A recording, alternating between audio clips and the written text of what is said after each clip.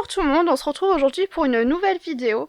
Donc dans cette vidéo, je vais vous montrer comment utiliser des pastels secs. Donc ça peut être chose simple pour beaucoup de personnes, mais c'est souvent que je vois sur Facebook, etc., des personnes qui me demandent comment on utilise des pastels secs et qu'est-ce qu'on peut faire avec concrètement des idées de fond, etc. Donc bon, je vais vous montrer des petites idées de fond à faire, mais sachez qu'il y aura des tutos à venir qui pourront vous aider sur ça. Donc tout d'abord, moi là j'ai une boîte de pastels secs de chez Action qui me convient bien pour ce que j'en fais. Au niveau des couleurs, j'ai jamais été bloquée dans les comment dire, dans la gamme de couleurs, ça me convient également.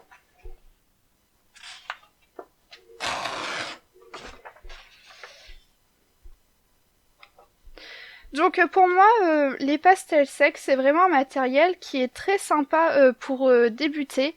Et même encore aujourd'hui, je les utilise très souvent. Vous voyez, il y a pas mal de couleurs qui sont très creusées.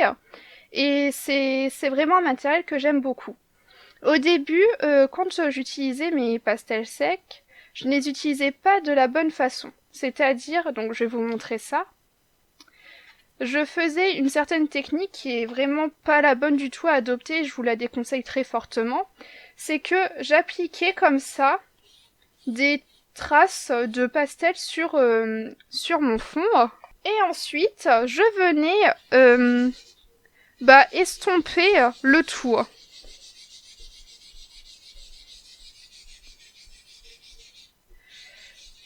Alors certes, on a une bonne pigmentation, etc.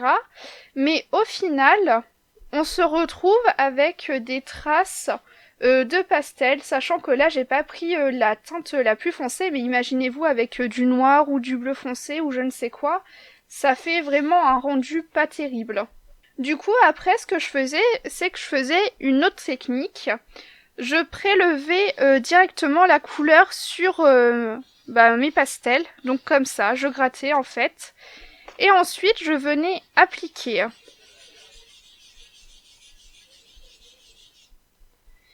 Alors certes, ça fait pas de traces, mais on voit il y a une petite différence de pigmentation, c'est pas aussi intense.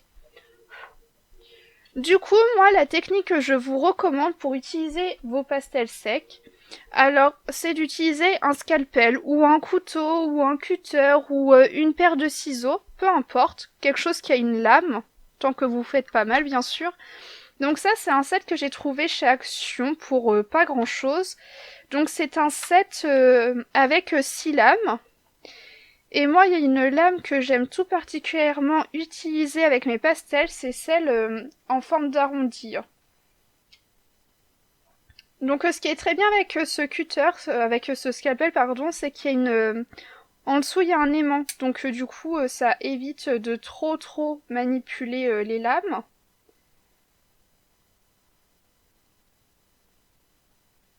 Vous voyez, je touche jamais le côté coupant.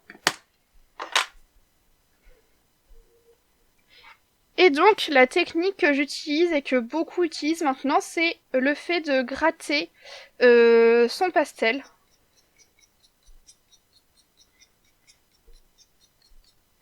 Donc vous voyez, ça fait des dépôts, ça permet aussi peut-être d'être plus précis et de projeter réellement là où on en a envie.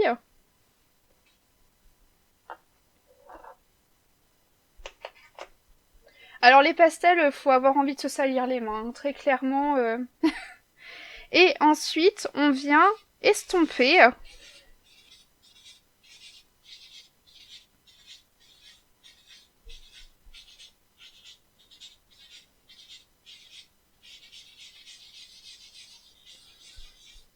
Ensuite, au final, on règle la pigmentation comme on en a envie, parce que là, vous voyez, c'était trop foncé, là, trop clair.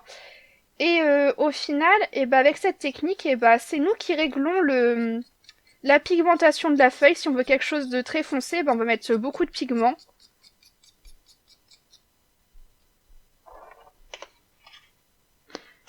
Donc c'est vraiment ce que j'apprécie avec cette technique.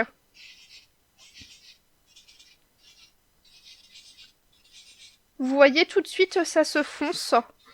Et on a quelque chose qui se rapproche comment dire, de ce modèle-ci.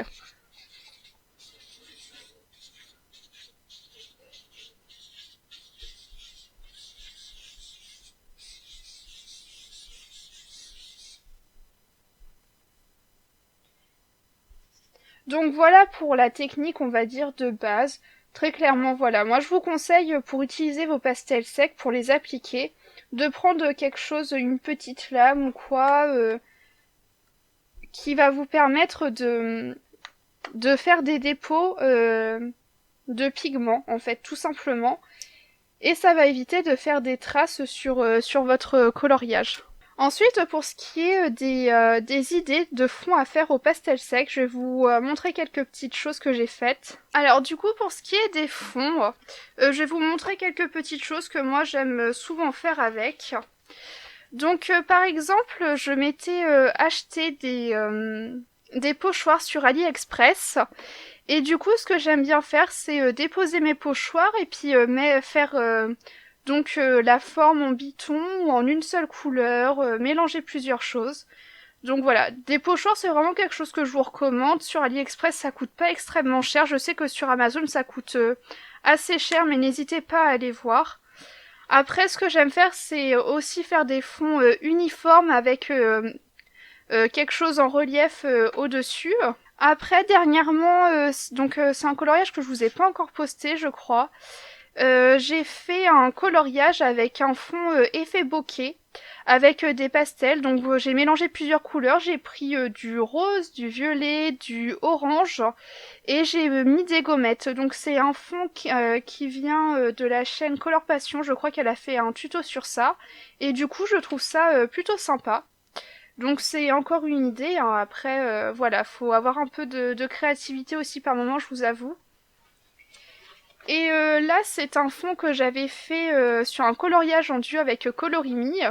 Donc j'avais fait un fond inspiration lampion.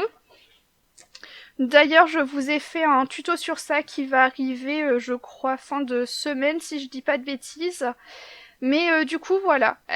Colorimi a également fait un tuto sur sa chaîne sur cet effet lampion qu'elle a fait sur son coloriage. Donc c'est un peu différent.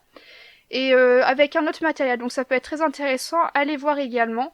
Mais du coup voilà quelques petites idées que j'ai à vous donner pour les pastels. Après je vous dis ça peut être des fonds unis à quelque chose en relief dessus, ça peut être des pochoirs, ça peut être tester des petits effets comme ça, des effets bokeh avec des gommettes, enfin voilà.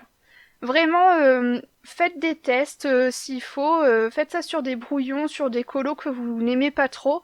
Mais honnêtement, rien n'est irrattrapable avec les pastels, c'est ça qui est top, c'est qu'on peut les gommer, on peut toujours rattraper, mettre quelque chose d'autre par-dessus.